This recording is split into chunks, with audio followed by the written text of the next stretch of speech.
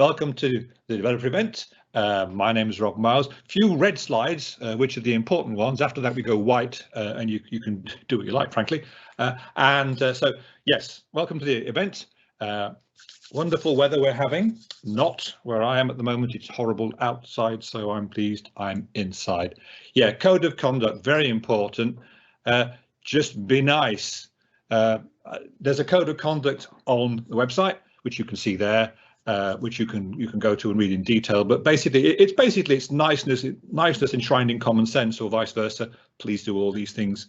No flame wars, nothing like that. Just be nice. That's my tip for success. Sponsors, yes, we are sponsored, although we don't need quite as much money for food as we were thinking. What with you having your own food at home, we're sending all the money that we do get in excess to National Museum Bletchley Park. If you've not been there, you should go, cause it's awesome. And that's where it's all going. If you want to lob some money in there as well, because what the heck, you've saved train fare, then you can go there and put some money in the pot. That would be very nice. These are our sponsors: Black Marble, Sage, Landmark, and NDC London, who have curly brackets in their name and are therefore very posh. So there you go. And there we go. Yes, make it social, tweet it, tell everyone that's watching, tell everybody how wonderful this one's going, and then we'll go from there. Those are the hashtags. That's the Twitter address, and the bottom thing is really important. Enjoy yourself. It's meant to be fun. After all, it is Saturday. So Saturday is a fun day. Yes, and so on that basis, have fun and enjoy it. Jolly good. Right. Okay. So here we go. This is the actual content. He said, looking at his watch, which seems to. There you go. Not that I'm in a hurry to go. I just hope everything works in time. My name is Rob Miles, robmiles.com, @RobMiles on Twitter, and the session is all about making your own musical instruments with Python and pure data. Now, this is stuff you might not have seen before, and I hope that's true, because it's great, and you should do these things because they're actually quite fun, and you can build your brand and learn interesting new stuff. But first, a word about my favorite topic, which is, let's have the overview, then we'll have a slide about me. Software synthesis, pure data, making sound from maths, making music hardware, Raspberry Pi PICO, Circuit Python, talking MIDI, the PICO MIDI Cheesebox, which is a legend in its own lunchtime, the Crackers controller which goes with it, and a summary at the end. And then we finish, and I have a coffee and a bun. Maybe I'll have a whole bun today, not half, just a whole bun, maybe a whole coffee as well. Why not? Okay, so this is me, my favorite subject. I spent a long time teaching computer science at University of Hull. I was in charge of twisting minds and crushing dreams. I'm a Microsoft MVP. I blog at robmiles.com. I tweeted at Rob Miles. I'm allowed to plug my books on one slide, so says the boss. So here you go. I've written at least 3 books. These are the ones you can rush out and buy. This one has one 5-star review. Thanks, Mum. That's the C# one. That's the Python one. 6 reviews. All the family chipped in on that one, but they weren't so complimentary. And finally, Mum's at it again. Begin to code with JavaScript. That's now out as well. So that's the trilogy. There might be a 4th if another language comes along. Who knows? But you can all rush out and buy those and color them in. Color in all the O's. It takes ages. So there you go. I will also mention this because this is a good thing to look at, a magazine called Hackspace. It's a fantastic read. You can read it for free, and this project is actually described in 3 articles in that magazine. Amazing, but true. And I'm still wearing a hat in those. I think a top hat is now becoming part of my brand, which is a bit sort of Rees-Mogg worrying, as we say in the trade. But if you go to that the URL there, issue and look at issues 47 to 49, you'll find the articles. They're right at the back, because apparently they put all the really good stuff at the back of the magazine. This is how it works, apparently. But it's all down there, and there are links there to GitHub repositories for all the software that I'm going to talk about, and the hardware. So if you want to have a nice box to put your device in, you can 3D print one of those too.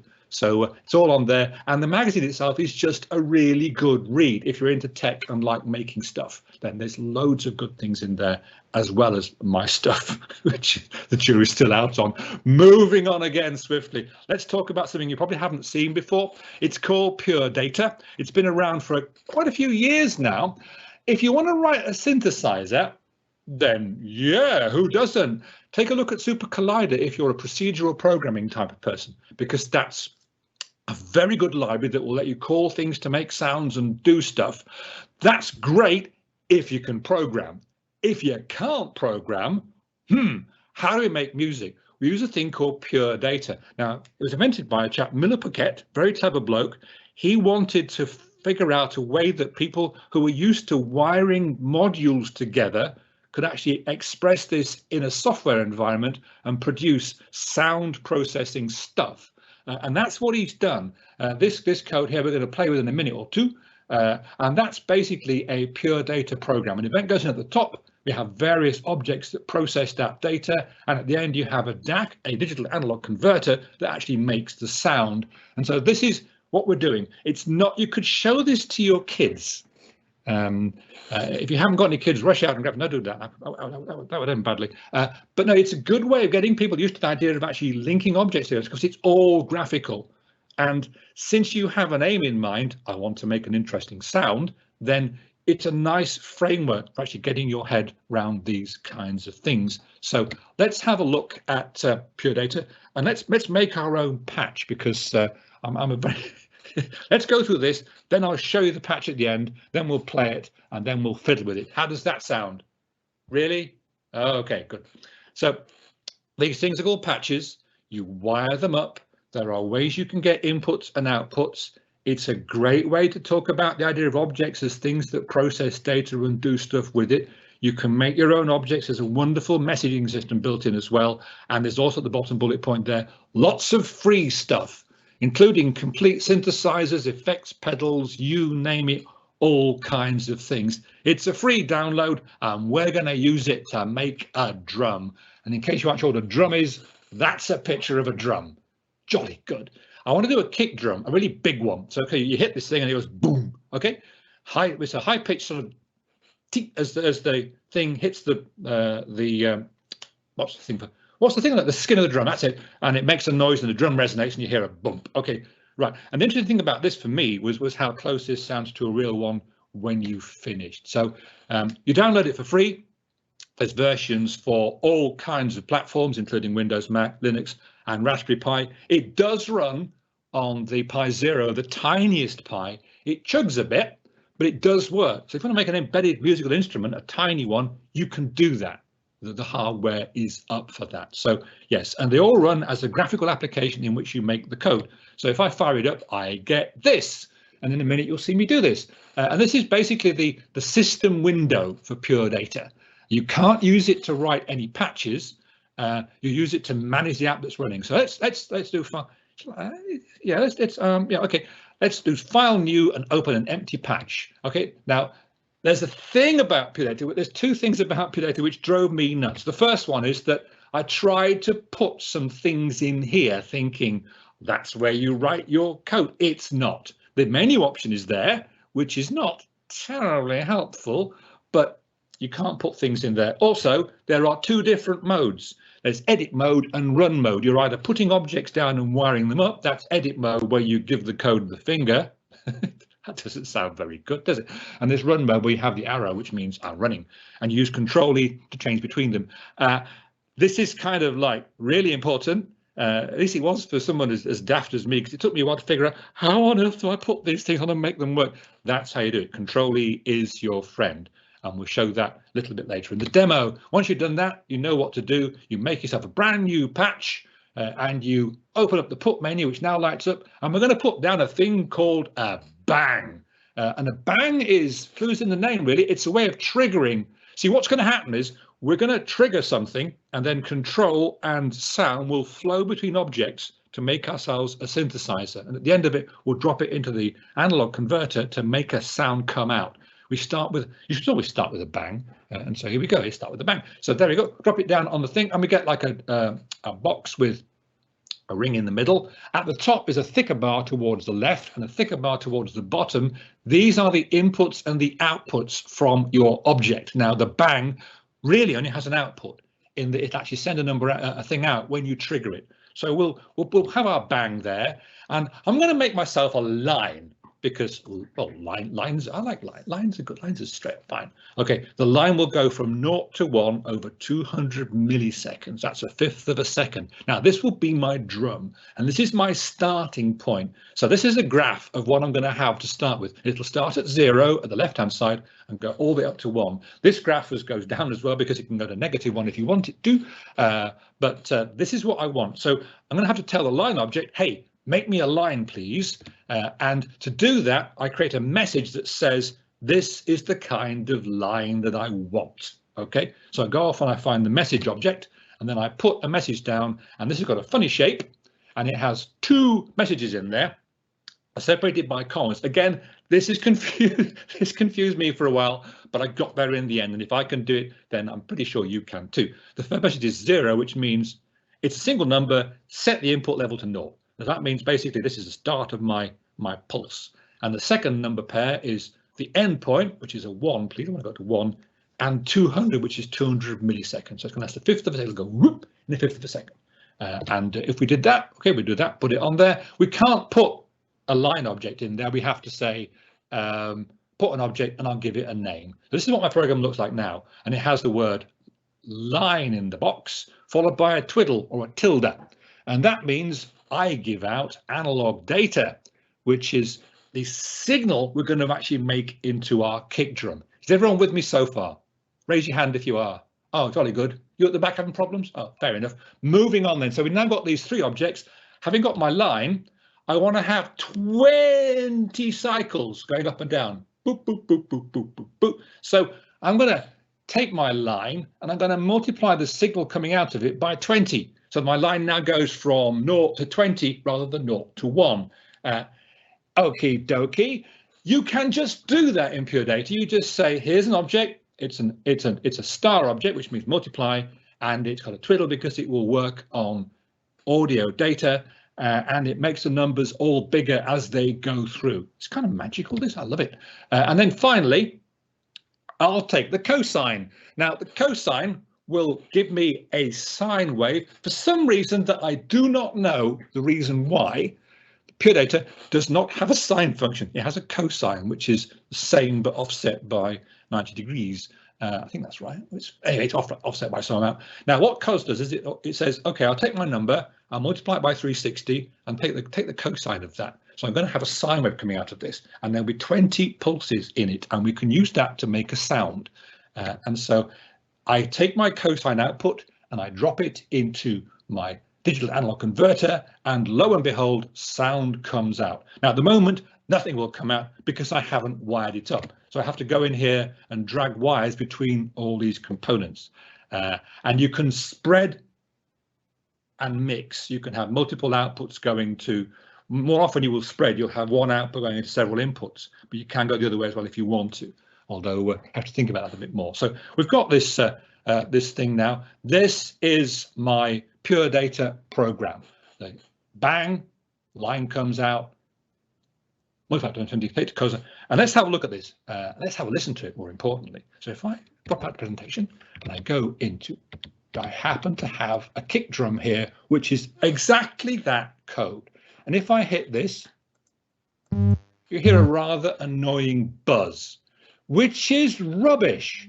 But if you think about it, that's what we're going to get. We're going to get 20 sine waves packed into 200 milliseconds, and we're going to get a fairly low frequency meh. Okay, we need to do something to make the sound more interesting. Now, in the olden days, they would do this in hardware terms by actually collecting. I'll just drop. I'll go into Pure Data and I'll show you what we do.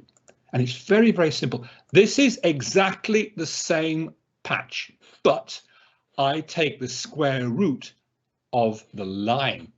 Now, the square root of 1 is 1. The square root of 0.9 is probably 0.9 something something. You're multiplying it. When you get down to very small numbers, the square root goes up real quick and then flattens out. It makes like a curve. It does. So this is going to actually change the shape of the rate at which my sine waves come out. And that means when I hit this one, I will now get a kick drum sound. And it sounds like a digital kick drum. And you know why? because this is how they work. They have a table of square root values, and they use those to shape the waves. I can show you the actual waveforms that it's using by looking at this patch here, which is the signal. If I go into pure data, this is what I will do. I'll go into there, I'll go into here, I'll open, and I'll go and have a look at Kick Graphics. And this is, I need to make it a bit bigger than that because I like a big view. Zoom in, right, okay, so this is a bit more of pure data. Pure data will draw graphs for you. So I can go in here and I can go, and hear nothing. Well, that's not good. Okay, well, it will, oh, I know why. I've got to close the other ones down. Boop, boop, boop, boop. So you can go, because you've done your bit. You can do, because you've done your bit. And now, okay, that's my thumpy drum. And if you look here, that's my original line. That's my square root going up, and that's what I get out. Okay. Now watch what happens if I go into edit mode by pressing Control E, because I know what I'm doing here. I go into there, and I go into there, and I say, don't multiply it by 20. Okay. Multiply it by 40, which means that we get more sine waves. And you'll see that in a minute. Go back to Control E. Boop. Play the drum. Okay, now we've got two things. One is we've got lots more sine waves, which means more higher frequency, and also now we have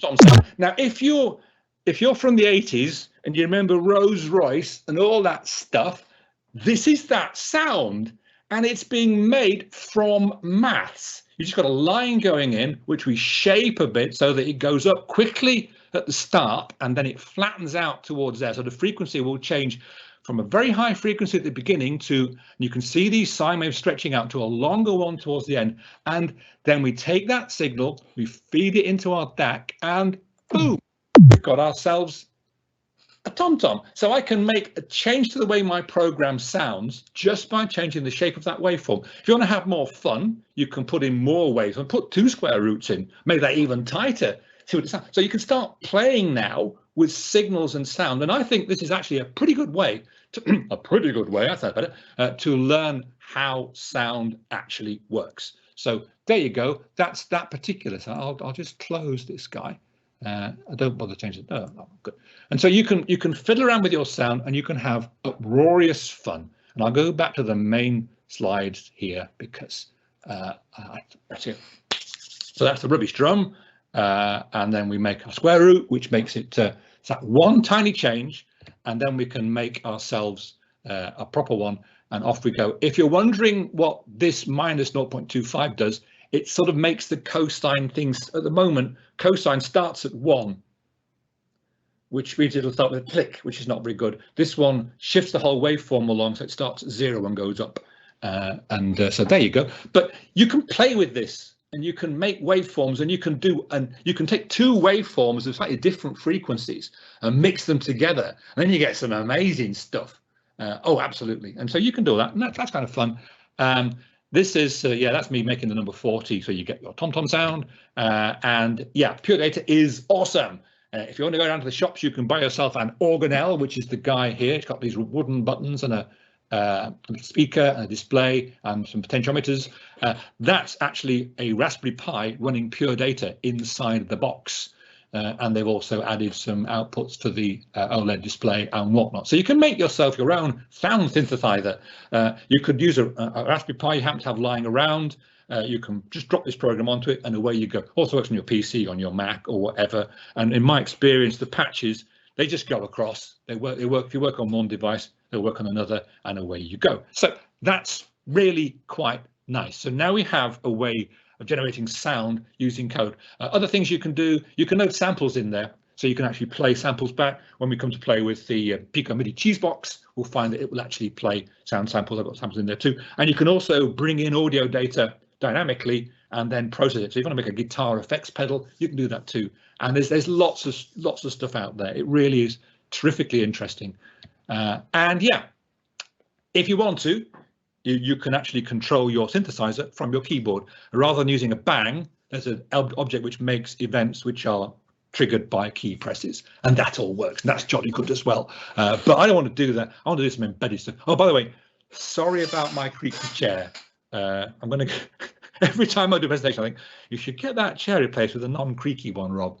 But I haven't done, so apologies for that. So let's rather than using a keyboard, let's use our embedded smarts to make something which can control our pure data synthesizer from an embedded device. Now this is again kind of fun. I'm going to use a thing called a PICO, and I'm going to use MIDI. So here we go. Now, if you're playing around with embedded devices, you'll be flashing lights and making beeping noises, and that is absolutely grand. But let's have a go at making some embedded devices that can generate music. So I'm going to make a controller which will squirt out what's called MIDI data.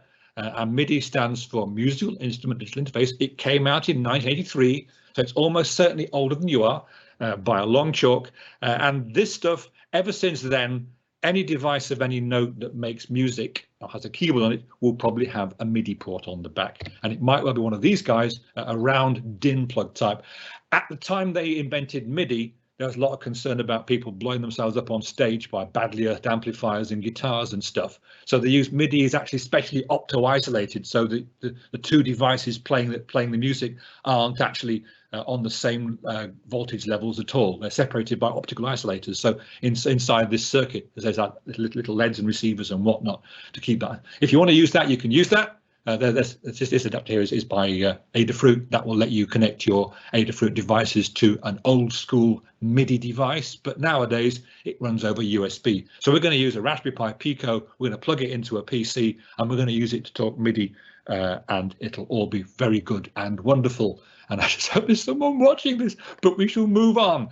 Okay, so one of my favorite embedded devices of recent times is the Raspberry Pi Pico. And as you can see, I buy them in packs of 6 because as far as I'm concerned, it's a consumable device.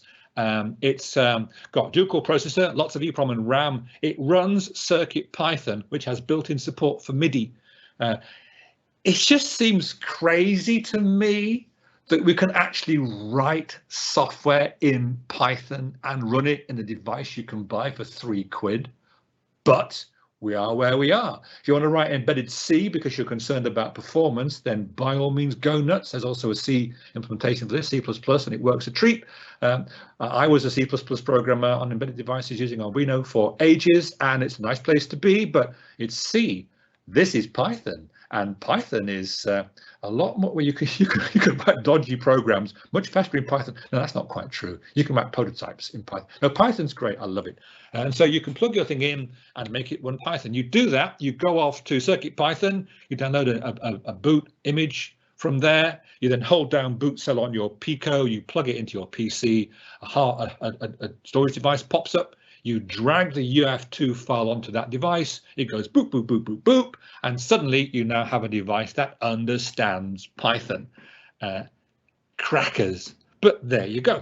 And now I can actually, this is what you get when your Python device is plugged in. What I've got now is I've actually got another mass storage device, which is the storage for my Python program. So if I want to add extra bits of code, if I want to add data, want to add source files, whatever, I can just drop them all onto this device, and they will be available then to my program. So the way you program this chap is that you basically put something in the code.py file, and that then runs when the power comes on. If you want to use any libraries, there's a lib folder, and you bung all your Python libraries you want to use in there. And that's it. So I have to load 2 libraries, the bus device and the MIDI device. These are lumps of Python pre-compiled from Adafruit. I get them from circuitpython.org libraries, and I drag them into the lib folder, and then I'm open for business, and I can start writing code. I use a program called Thonny. You can use Visual Studio Code, but Thonny is a bit more lightweight. Thonny runs quite well on Pis and things. Studio Code will run okay, but Thonny is a little bit lighter weight. Thonny works with all kinds of versions of Python. And you tell Thonny, you say to Thonny, hey Thonny, and we'll do this in a second. I want to talk to this device here on this serial port. And at that point, you can then talk to the program that's inside that device and take a look at it. And we will do this in a second. So these things that you plug your CircuitPython device in, it appears as a serial device as well as a mass storage device. You connect to it, then you can write your program and deploy it, and you've got a REPL prompt down there you can talk to the program with, and it's all good and it's great. So this is a program that sends some MIDI notes, and that's all it does. It sends the notes in the range 66. Each MIDI note has a number, and they're basically going up the keyboard in steps of semitones. So you go white key, black key, white key, black key, white key, all the way up. And you can get charts online to say which notes are which. And so I say, okay, let's import some libraries. Libraries are good, and then make ourselves a MIDI device, and then play ourselves a bunch of notes in the range. There you go, 60 to 72. Print hello, I'm playing. Send the note on message. Wait half a second, and the note off message. That's how MIDI works. You send them a message that says, stop playing this note, please. And it'll go, okie dokie. And that number there, the 80, is the volume. And it goes between 0 and 127, which is that means someone goes, oh, they're using 7 bits for the volume level. Yes, they are. That's how it works. And then when you say, okay, turn it off after half a second. Boom. And so that's how this thing works. So if you have a MIDI keyboard, when you press a key down, then what gets sent is a message that says, this is the key number, and this is how hard it was hit. And that's the second number there. So that's what we do. And the wonderful thing about this, which I'm impressed by, maybe I'm too easily impressed, but I'm impressed by this. You can print messages to the screen and talk MIDI at the same time from your Python program. So I can read things in from the serial port and then use them to control the music output. So you could make a device that read stuff from sensors and whatnot, put them out onto whatever, and also talked to the MIDI. Now, I've got my devices I've made have hardware in there to make lights flash and read buttons and stuff, but you can do all kinds of, you could basically make any embedded device suddenly a musical device. So you can have a thermometer which plays different tunes depending on how warm the room is. Plug it in your piano and away you go. Fun, eh? Quite good. So yeah, why not do that? As far as we go now, yeah, this is a little bit of technical stuff. When I fire up Pure Data, I have to tell Pure Data, hey, Pure Data, please listen to these devices, because these are the ones I care about. And so I tell it, yes, use the menu, I'll show you in a second. You basically say, okay, take MIDI to CircuitPython audio, and that will mean that my device will now send messages into the program. And there's a fantastic piece of Pure Data built into the actual application called the tester, and you can use that to actually see that the messages are arriving on your MIDI, and you can use it to make test tones and also look at what's coming in through your audio inputs. So this is kind of built in, and you'll see that in a second as well. So isn't this good? And strip note is a box there. You can see it. I hope you can see my mouse cursor. Well, this is a waste of time. But at the bottom, in the bottom left of the image, is strip note, which is stripping out the values from the incoming MIDI message and just says, give me the note number and the volume. And this one here is for controllers, one to the right of it, and that's basically for knobs you want to know. A second part of MIDI is control change messages, and they are fired when you twiddle a knob on something. So when you turn a knob on the synth, that will cause the signal to go out somewhere, and then that'll be picked up by MIDI and cause the thing to change. So yeah, this is all quite good stuff. Let's have a look at a MIDI program that plays some notes. So let's do that. So this is my Pure Data. Now I'm going to, and this is my. Let's step back a bit, Rob. Take a deep breath and hit that, and start up Thonny. And Thonny will now run. And this is my. Now what I can do with Thonny is I can say to Thonny, hey Thonny, connect me to a device. Now I've got 2 devices lying around. I've got my Cheesebox, and she said, pointing to a thing that no one can see, and I've also got my controller. Now I know the Cheesebox is on COM7, so I'll do this. Boop, and I hit OK. And so now I'm thinking my Cheesebox is being a controller. It's busy, so I'll Control C and I'll kill the program. And now I'll go into here and I can do this. And this is kind of interesting. I like this. Open on the device the file code.py. Boop. In it comes. Now this is the program that's actually doing my MIDI controller. And if I go in here, there's all my libraries being brought in. There's a class that manages the colors of the lights.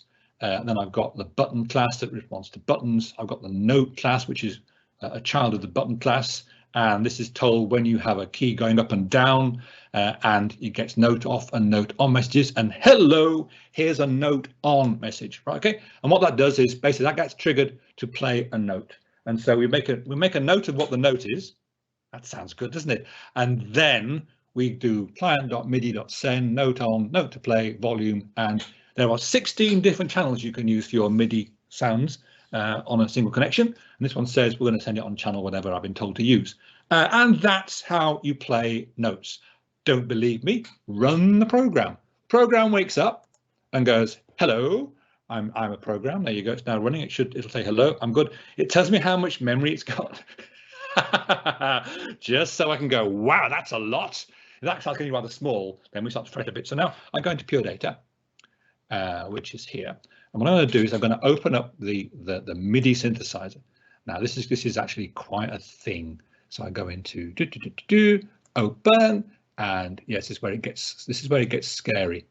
Cheese synthesizer, go in here and open up Cheese synth. This is the big kahuna. This is the whole lot. I'm going to say make you large, please, which is the way of zooming in. So now I've got my synthesizer sitting here in memory.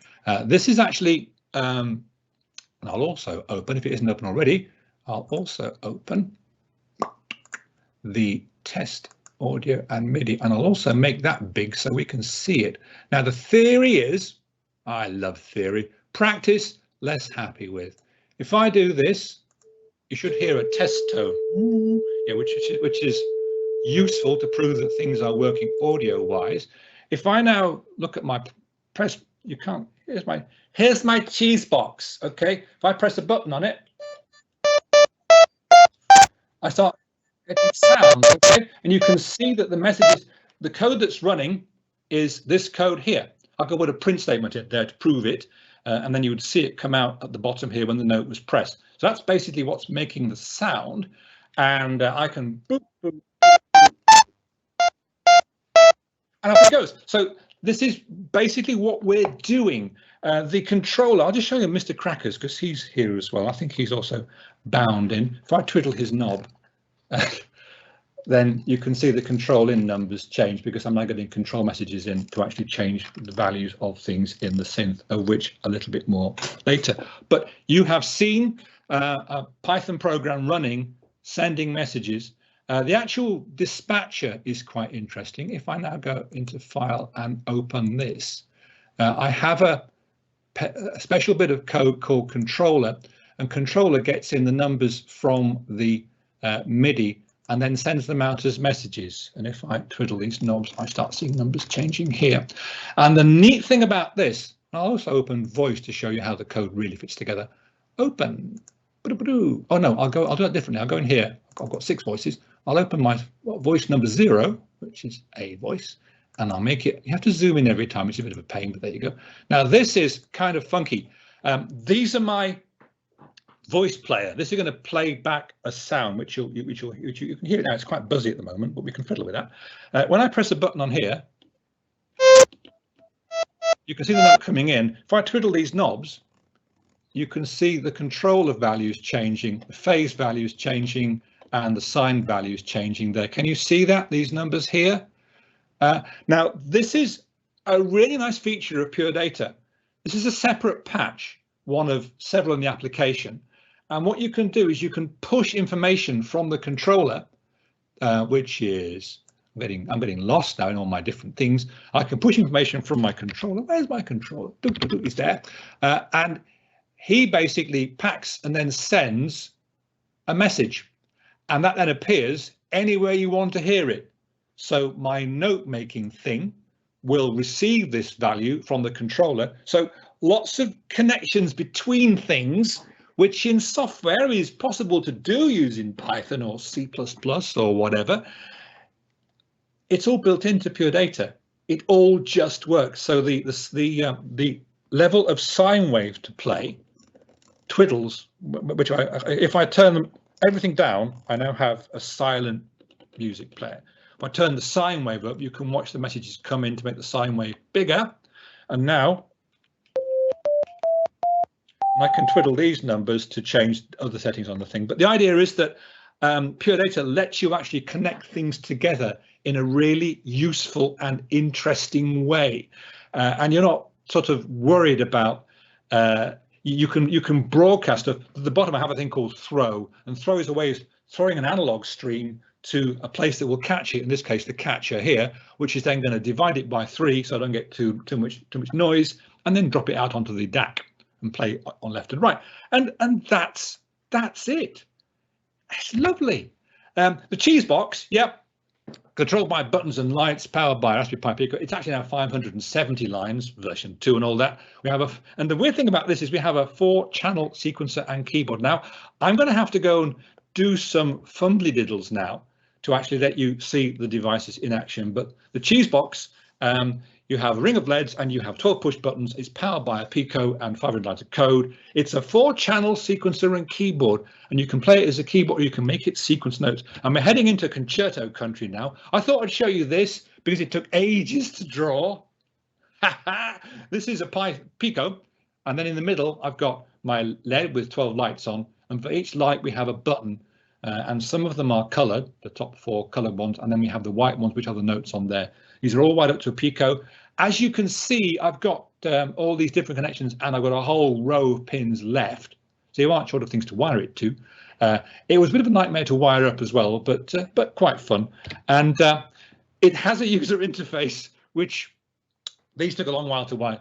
Basically, the way it works is the colour buttons at the top, red, green, blue, yellow, they are track buttons, and the white buttons at the bottom, they are note buttons. And when you hold a track button down, you can change the color of these lights here to sort of indicate the settings that you're using for your Cheesebox.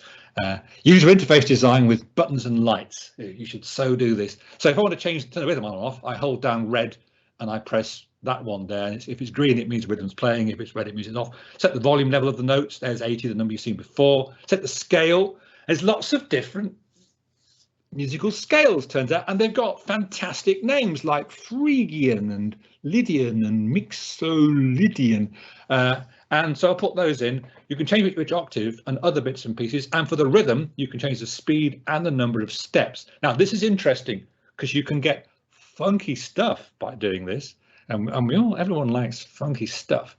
And so, yeah, we'll do that in a sec. And the other thing which you can do with it is it'll actually, rather than, you can take 2 tracks running and then make a note which is the sum of those 2 track values at that note position in the sequence. So you can make it sort of invent its own music, which is kind of weird and can get that way. You can make things that sound almost like music, but not quite.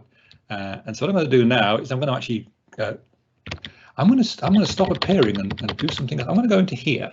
I'm going to stop sharing my video not because I'm shy or anything. I think that ship has sailed. But I'm going to get back to the desktop, please. Desktop. And I'm going to start up my camera. And if this works, then we can all do a lap of honour. And I'm going to type cam in there. Search for camera. I have to do this because otherwise it doesn't work. It's very simple. I'm only doing this because it doesn't work if I don't do it. And this is now, you see now my little camera. So this is my Cheesebox. Okay. Now on here, I can play notes. You can't see it if I hold it there. So I'm playing notes and the thing lights up. This is track 1. This is the red track. I'm just moving it out of the way. And so now what I can do is I can press the green button. I'm sorry it's a bit dark, but if I turn the brightness up, you can't see the LEDs at all. So there's a reason for this. So if I go to the green track, then this is moving. This is a rhythm track. And at the moment it's playing the first 8 bits. So I can go in here and I can lay down 4 on the floor. 1, 2, 3, 4. There you go. And that's my rhythm. Okay, I can go onto the blue track and I can go, okay, let's put in some cymbals. And we can do these for there. Now, that's all fine and dandy. And I can go on here and I can add some more bits and pieces. So a hand clap, I think that's a hand clap. No, it's not a hand clap, it's something else. And I can just go through and I can pull these together and make myself a sound. Now, what I can also do, if I go into the blue track and I go 1, 2, 3, 4, and so now the actual tracking is only 2 steps long. So he just keeps repeating while this guy's thudding away. So you can get yourself quite sort of interesting.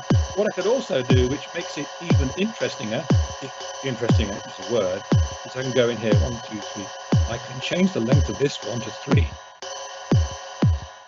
And now the two things are kind of syncopating, because what's happening is this is going at 3 element sequence, and this chap here is counting around in steps of 4. And I can go back to my music track. I can play along with that should I wish to, or stop it by using that setting there and turning it all off again. So the idea here is that what we're doing is we're making kind of interesting syncopated beats. If we take a look at the code behind, if we go into pure data, which we can do, it's here. If I go and have a look in the controller, and no, not the controller, I apologize. Cheese synth, please. Where's cheese synth? He's there. If I go into the kick drum, say, which you've been listening to, that's the code we've already seen. So I have a look at that, and you'll find that it is exactly the same as, and if I go for tom-tom, then lo and behold, it's exactly the same code as we've already seen, with a different number multiplying it up. Wonderful. So what about that nice cymbal sound? Well, if we look here, edit, zoom in, boop. This is actually a sound file, which I load, and it draws a nice picture of it, which is kind of good. And that's what a cymbal splash looks like. If I press this, right, wrong one. I wanted to show you ride. I'll open up the ride instead and make it bigger. Zoom in, boop. And now I can go, that's the, away you go. So you can put samples in and mix them around, and yeah, everyone wants to hear the cowbell. Just a quick, very quick cowbell. And this, if I was cleverer, I'd have figured out how to parameterize the sound samples. That's what a cowbell looks like, and it sounds like this. I put a bang in to the actual samples so that I can actually trigger them by hand. But if I run the, if I actually go into here now and start the thing running again, we go back to, you can actually see the ride drum being triggered by my program and eating out that funky sound. So yeah, I just find this completely and utterly beguiling. Yeah, you can spend many happy hours making very funky sounds. The one thing I want to do that I haven't done is rule. Oh yeah, Crackers controller. Let's just look at that. The Crackers controller sends MIDI messages, which you've already seen, change it, and so I can do things like, if I take my sound, I can add some sharpness. I can also, if I want to, I can increase. You can't. Can you see this? Okay, you can't see it at all. Ha! I do this. Okay, so this one here is the delay on the sound. This is the attack. And that's the amount of fizzy noise. That's a phaser. I can take it the way. I can go like that, turn these two down and go. I'll make it hang up.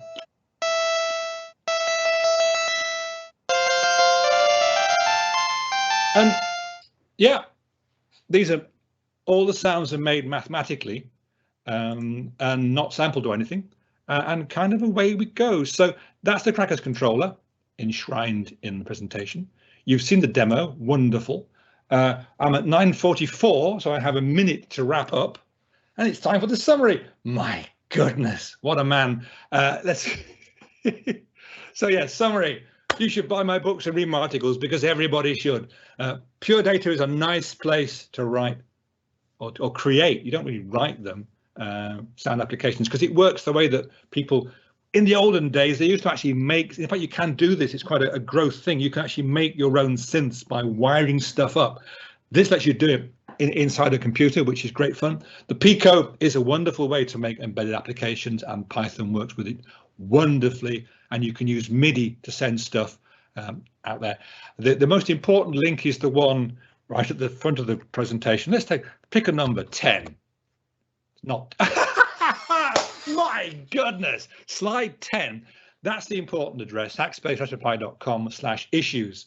I have issues, as you've probably already spotted, and one of them is that I want to actually, I can do away with my camera now. I can make myself appear as though by non-magic. There you go. I'm back on the air again. Wonderful. So now Yeah, you can see me if you want to.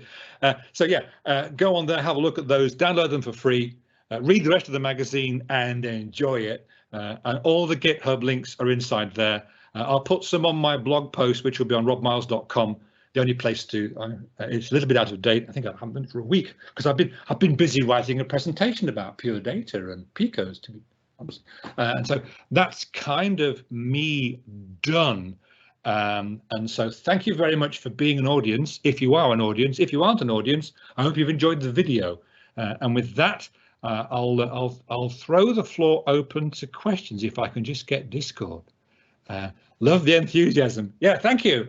It's really hard to do in Hull in the winter when it's blowing it down horrible out there. Yeah, I can do enthusiasm. I could do it for a whole day when I was younger, but but now I can do an hour.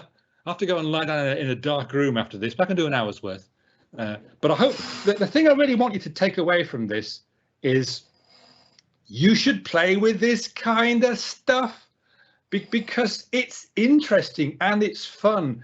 And if you want to tell your kids about what sound looks like and how audio is made, then you can start with, well, that sounds rubbish. Let's make it do more interesting things. So yeah, excellent. Any questions about the thing? I'll be hanging around on Discord and you can send me emails and all that kind of good stuff. But yeah, go out and play with this stuff because it's I don't know whether it's life-changing, but it is fun. And that's what I like about this stuff. Thank you.